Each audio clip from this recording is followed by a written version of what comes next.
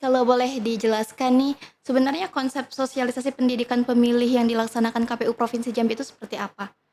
Dan mengapa sangat penting dilaksanakan meskipun masih jauh nih Pak dengan tahapan pemilu? Yang namanya pendidikan pemilih, pendidikan politik kepada masyarakat itu harus berkelanjutan, tidak ada matinya.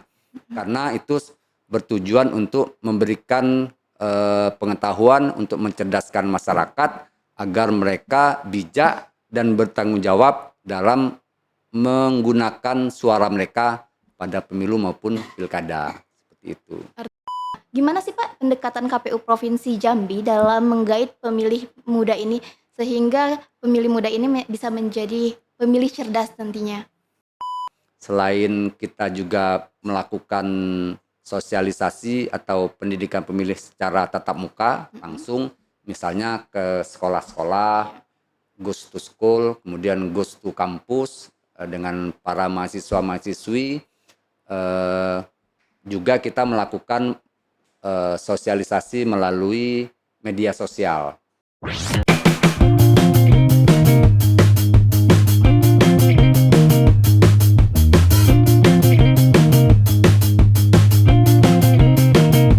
Halo teman pemilih, selamat datang kembali di Bilik Podcast KPU Provinsi Jambi.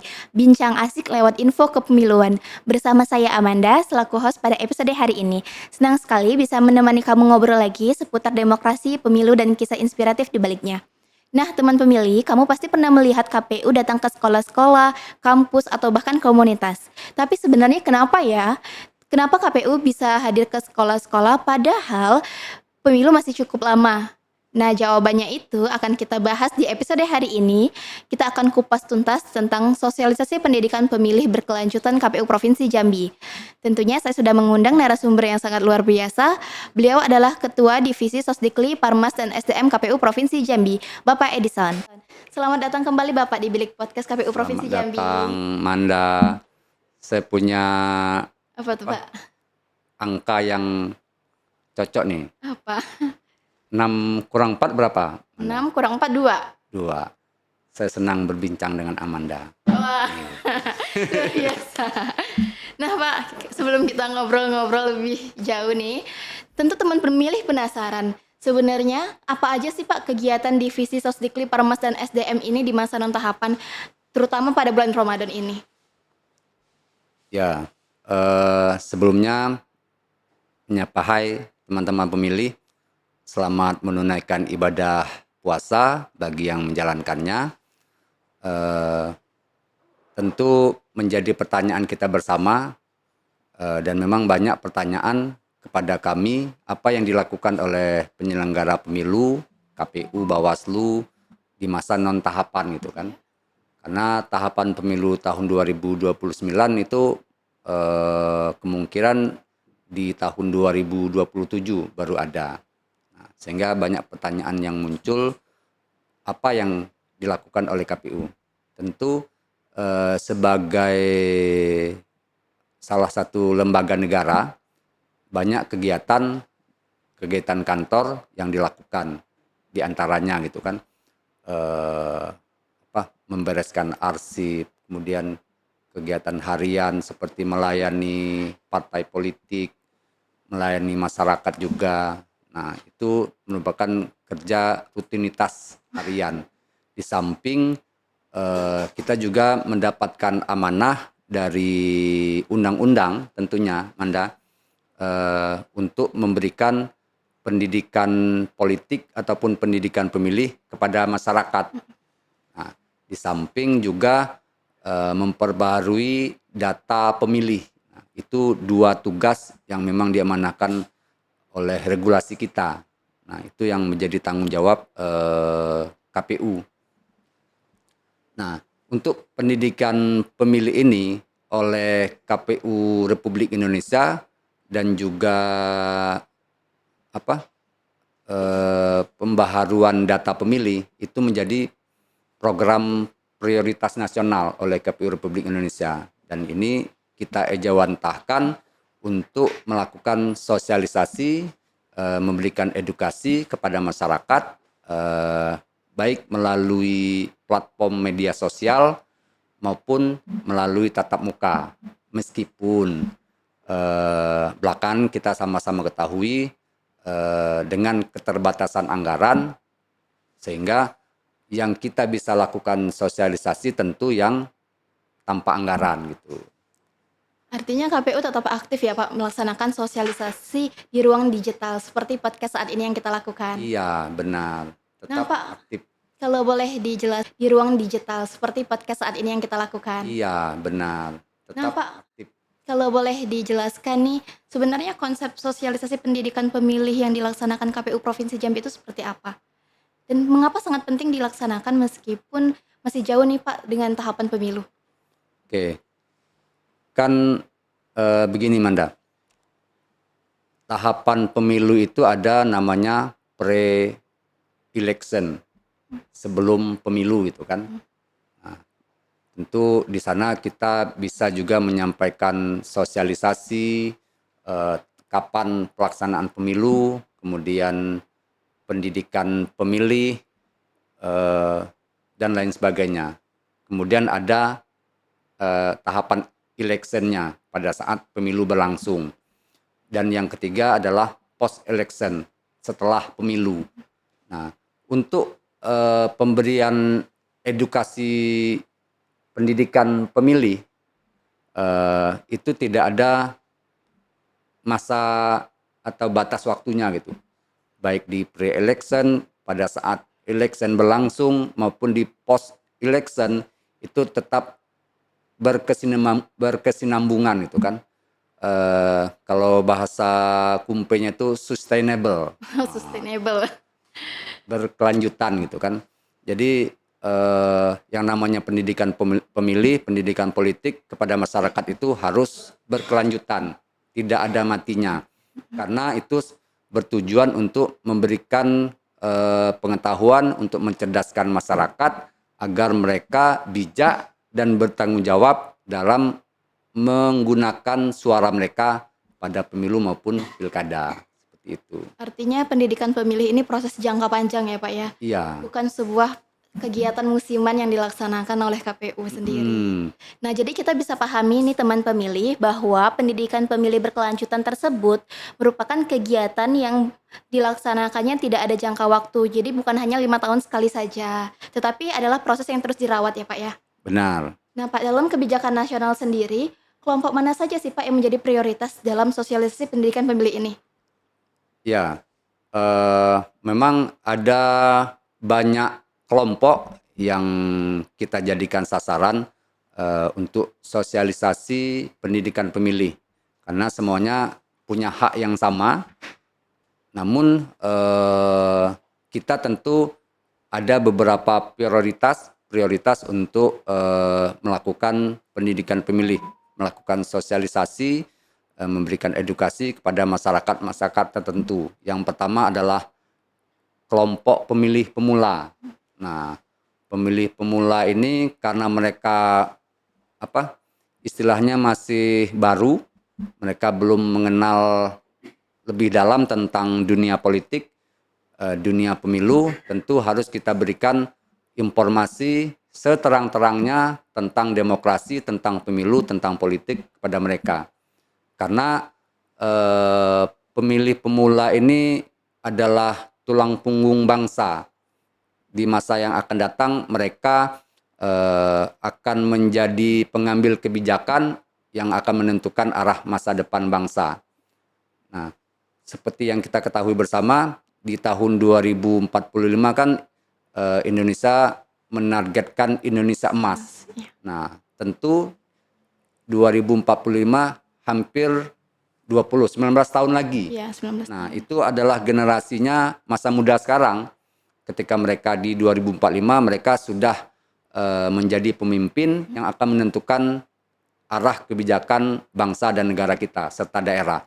Nah, tentu dengan edukasi, dengan pendidikan politik, pendidikan kepemiluan yang baik sejak dini, mereka sudah memahami untuk ke depan mereka menjadi pemimpin-pemimpin hebat, pemimpin-pemimpin cerdas yang berasal dari pemilih yang cerdas. Kemudian ada lagi nggak sih Pak kelompok penting selain dari pemilih pemula tersebut? Ya, selain pemilih pemula, kita menargetkan kelompok pemilih yang rentan. Nah, pemilih rentan ini yang dalam kategori umur itu adalah apa? Baby zoomer ya, kalau bahasa ininya dulu. Lansia ya Pak ya? Iya, kategori yang sudah di atas 50-an lah ya. Kalau kita kan masih di bawah itu kan. Nah, yang sudah mungkin dari sisi physically mungkin agak berat gitu kan. Nah, tentu kita prioritaskan atau kadang karena motivasi yang sudah berkurang, sudahlah awak kok macam kolah misalnya Oh iya, katanya kan. Nah, makanya harus diberikan makanya harus diberikan sosialisasi. sosialisasi, motivasi bahwa suara mereka menentukan arah kebijakan bangsa ini 5 tahun ke depan gitu. Tahun ke Dan yang ketiga pemilih marginal. Seperti apa tuh Pak Pemilih pemilihnya? marginal itu ya kalau kata marginal kan berarti agak di pinggir, terpinggirkan gitu kan. Nah, seperti saudara-saudara kita SAD, eh, kemudian yang disabilitas. Nah, itu tentu salah satunya kita prioritaskan untuk diberikan pendidikan pemilih, bahwa kita semua itu memiliki hak dan kewajiban yang sama sebagai warga untuk memilih dan juga dipilih gitu kan. Nah, tentu karena mereka ini kita prioritaskan, tentu mereka harus diberikan pendidikan yang lebih gitu, pendidikan politik atau pendidikan pemilih yang lebih dengan menyasar tempat-tempat mereka. Kalau dulu pernah kita lakukan langsung ke SAD, bahkan dulu pernah langsung dikunjungi oleh anggota KPU RI, Ibu Betty Epsilon Idrus di Sarolangun. Kemudian untuk kelompok-kelompok disabilitas tentu kita bekerjasama dengan teman-teman KPU Kabupaten Kota langsung mendatangi atau melakukan sosialisasi, memberikan edukasi kepada teman-teman yang disabilitas tersebut di lokasi tertentu gitu.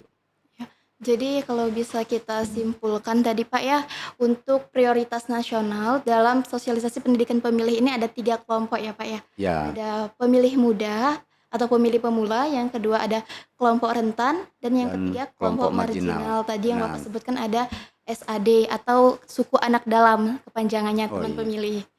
Nah Pak, sebelum kita lanjut bahas lebih dalam, ada jeda iklan yang mau lewat setelah yang satu ini. Buat teman pemilih jangan kemana-mana, tetap di Bilik Podcast KPU Provinsi Jambi. Pasangan aja kamu pilih-pilih, masa pemimpin nggak mau pilih-pilih? Gunakan hak pilihmu dengan bijak. Oke teman pemilih, balik lagi di Bilik Podcast KPU Provinsi Jambi, masih bersama Pak Edison. Pak, sebelum kita lanjut nih membahas tentang 3 prioritas utama tadi, saya mau ngajak Bapak main games dulu nih. Wih. Bapak boleh jawab cepat 3 kata yang menggambarkan pemilih cerdas menurut Bapak. Kritis, partisipatif, dan bertanggung jawab. Cukup 3 kan? Iya, cukup 3. Tapi saya mau tahu apa alasannya Bapak milih kritis, partisipatif, dan juga bertanggung jawab. Ya, kritis, kita sebagai masyarakat tentu harus menyuarakan yang benar apabila ada penyelenggara pemilu, kemudian peserta pemilu yang tidak berada di jalan atau trek yang lurus, tentu harus kita ingatkan. Kemudian yang kedua, bertanggung jawab. Bertanggung jawab tentu terhadap apapun yang kita lakukan, kita harus bisa pertanggungjawabkan dengan baik. Baik kepada masyarakat secara umum dan tentunya kepada Allah Subhanahu wa Ta'ala, Tuhan Yang Maha Kuasa. Dan yang ketiga, partisipatif. Nah, partisipatif kita masyarakat kita inginkan agar mereka aktif dan berpartisipasi dalam setiap penyelenggaraan pemilu, baik sebelum, saat pemilu maupun sesudahnya. Partisipasi di sini selain memberikan suara juga berpartisipasi dalam baik sebagai penyelenggara maupun memberikan hal-hal lain seperti selain menjadi penyelenggara tadi, memberikan suara-suara, memberikan masukan-masukan yang baik kepada penyelenggara pemilu dan pemerintah. Jadi sebagai pemilih cerdas kita harus kritis, partisipatif dan juga bertanggung jawab ya Pak ya menurut Bapak. Nah Pak, kalau kita balik lagi nih ke 3 prioritas nasional yang tadi, Bapak ada menyebutkan tadi pemilih pemula atau pemilih muda ya Pak ya. Nah, gimana sih Pak pendekatan KPU Provinsi Jambi dalam menggait pemilih muda ini sehingga pemilih muda ini bisa menjadi pemilih cerdas nantinya? Ya, tadi sedikit sudah disampaikan Manda, bahwa generasi muda itu sebagai tulang punggung bangsa di masa depan. Kalau mereka tidak paham politik, tidak paham pendidikan pemilih, tentu mereka akan mudah dimanipulasi kan. Nah, untuk memberikan pendidikan pemilih di generasi Z sekarang tentu beda dengan yang tadi saya sebutkan baby boomers ya, bukan Iya. baby zoomer. Iya berbeda kalau baby zoomer itu ngezoom. Ngezoom ya. Iya. Ya, baby zoomer kan memang sekarang masanya Zoom kan? Oh iya, tapi berbeda. Iya, karena anggaran kurang jadi harus lebih banyak Zoom, Ya. tidak di hotel ataupun di manapun kegiatannya. Efisiensi ya Pak ya. Iya, efisiensi.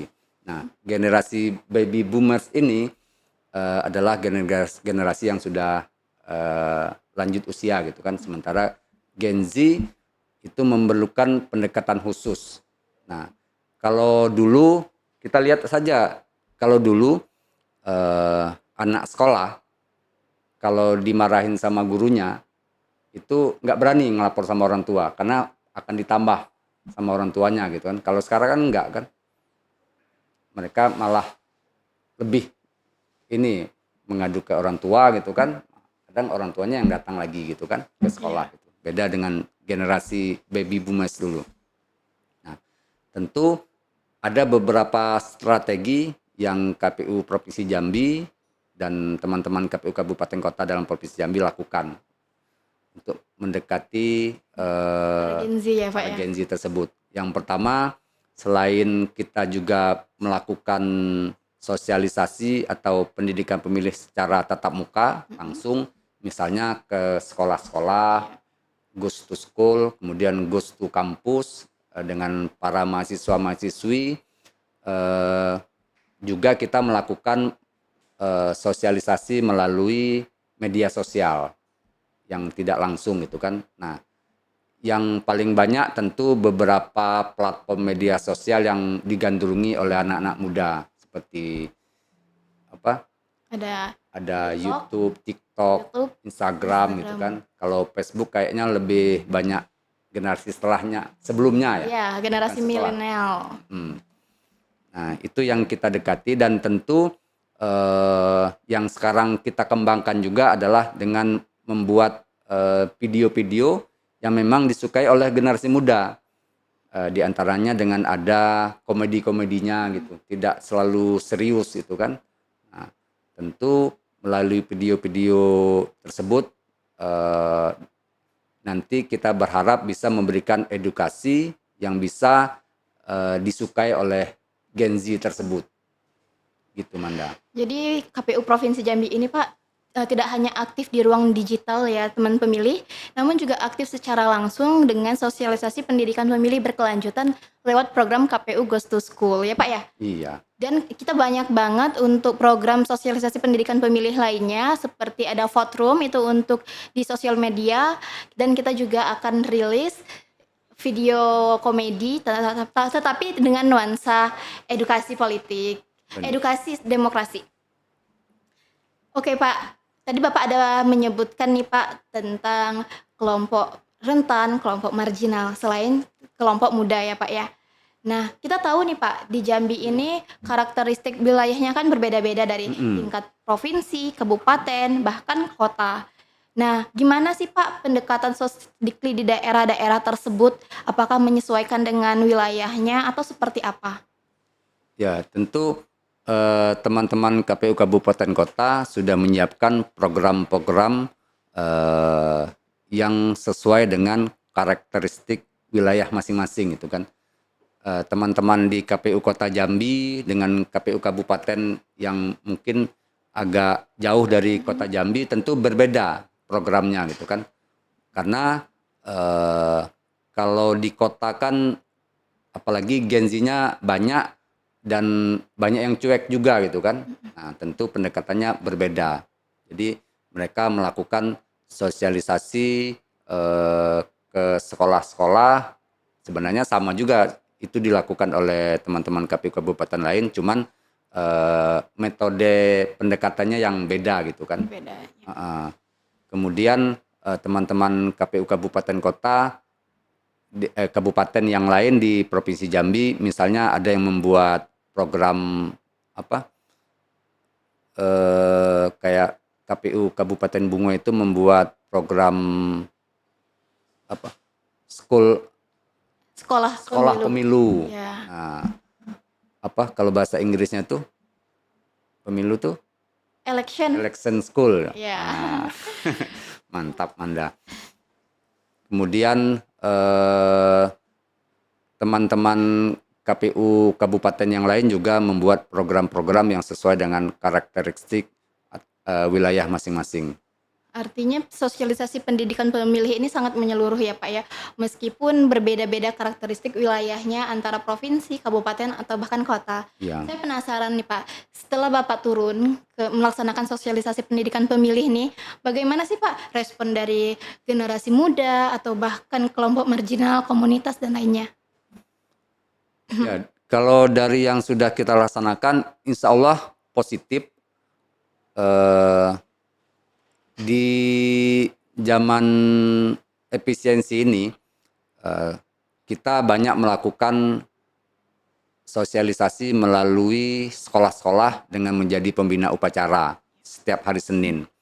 Dan alhamdulillah baik dari pihak kepala sekolah dan para guru itu sangat menyambut positif kegiatan tersebut. Kemudian adik-adik siswi juga menyambut aktivitas tersebut dengan baik karena mereka mendapatkan pencerahan meskipun hanya butuh waktu sekitar 5 menit gitu kan. Mereka mendengarkan dengan khusyuk pada saat upacara berlangsung. Artinya semua kalangan antusias ya Pak ya ketika KPU turun ke sekolah-sekolah lewat program KPU Goes to School atau bahkan ke komunitas dan kampus. Ya, karena Manda, ya kalau hanya kita sekedar turun bersilaturahmi saja mungkin ya biasa saja gitu kan. Tapi ya tentu kita melakukan pendekatan yang tidak biasa gitu kan. Nah, seperti apa tuh Pak yang tidak biasa? Ya kalau dengan anak muda pendekatannya seperti ini gitu kan. Kalau dengan yang kelompok perempuan seperti ini, dengan kelompok marginal seperti ini gitu. Itu yang tidak biasa itu. Artinya disesuaikan dengan kelompok-kelompok yang akan menjadi prioritas ya Pak ya. Nah Pak, satu lagi nih Pak. Jika kita melihat pelaksanaan sosialisasi pendidikan pemilih berkelanjutan secara lebih komprehensif nih, apa sih Pak tantangan yang Bapak identifikasi dari sosialisasi pendidikan pemilih ini yang akan menjadi penghambatan mungkin? Ya, untuk saat ini ya, pertama kita kurang bisa menjangkau lokasi yang jauh karena efisiensi tadi.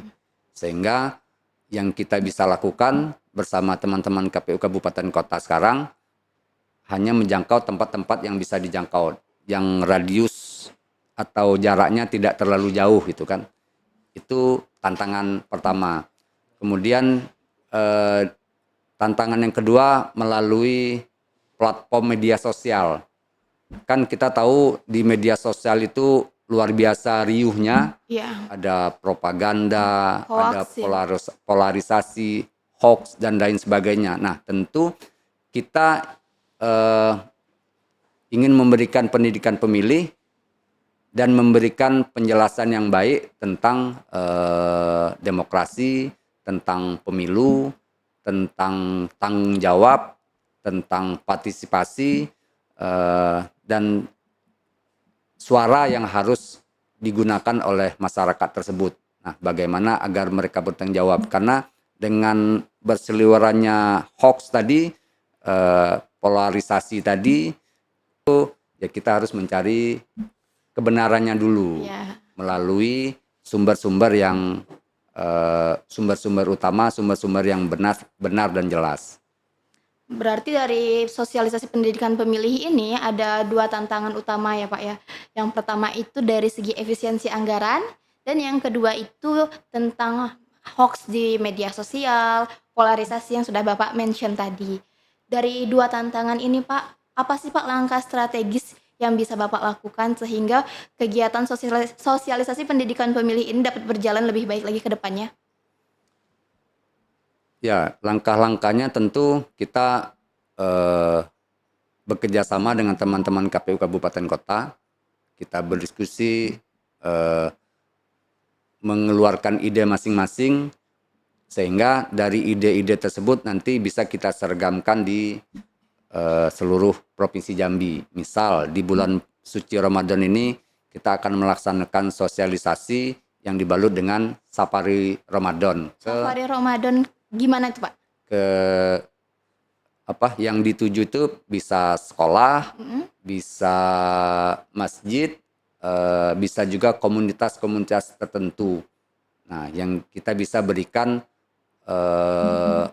edukasi pendidikan pemilih sekaligus siraman rohani gitu kan. Nah, ini baru rasanya di Indonesia.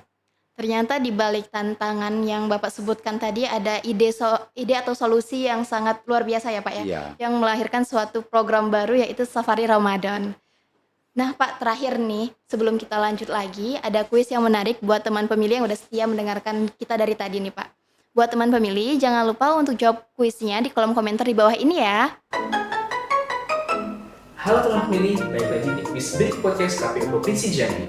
Bincang asik lewat info kepemiluan. Nah, selamat kepada teman pemilih yang sudah berhasil memenangkan pada kuis episode sebelumnya. Dan untuk episode kali ini, pertanyaannya adalah siapa saja kelompok prioritas pada sosialisasi pendidikan pemilih? Silakan teman pemilih jawab pada kolom komentar di bawah ini ya. Sampai jumpa di kuis berikutnya. Oke, teman pemilih, balik lagi. Pak, terakhir sebelum kita tutup, apa sih Pak pesannya buat teman pemilih yang ada di sana, terlebih khususnya untuk 3 kelompok prioritas yang Bapak sebutkan tadi tentang artinya partisipasi dalam demokrasi?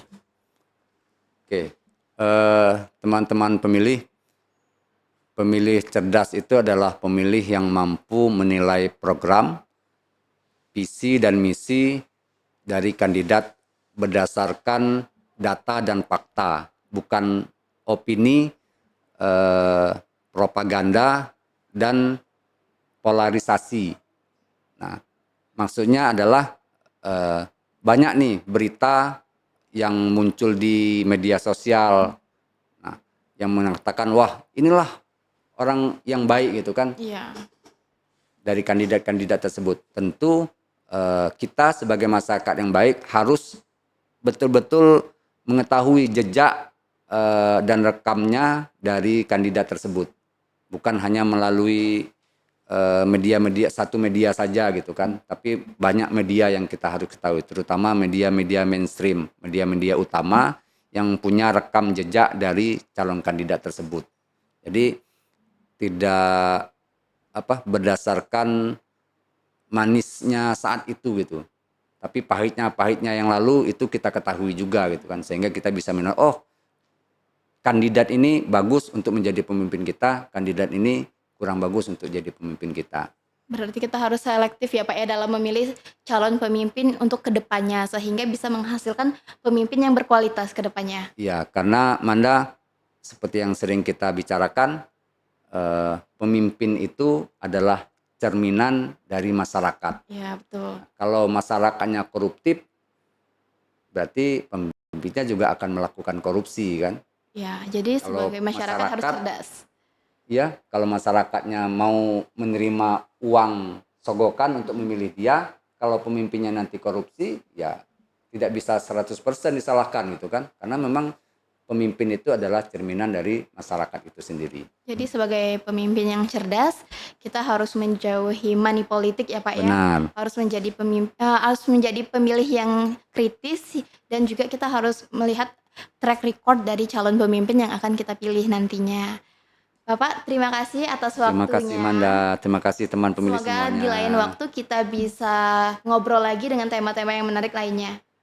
Buat teman pemilih, terima kasih sudah setia mendengarkan obrolan kita di Bilik Podcast KPU Provinsi Jambi. Jangan lupa untuk follow seluruh media sosial KPU Provinsi Jambi dan jangan lupa aktifkan notifikasinya supaya tidak ketinggalan info-info menarik lainnya. Saya Amanda pamit undur diri. Hai. Sampai jumpa.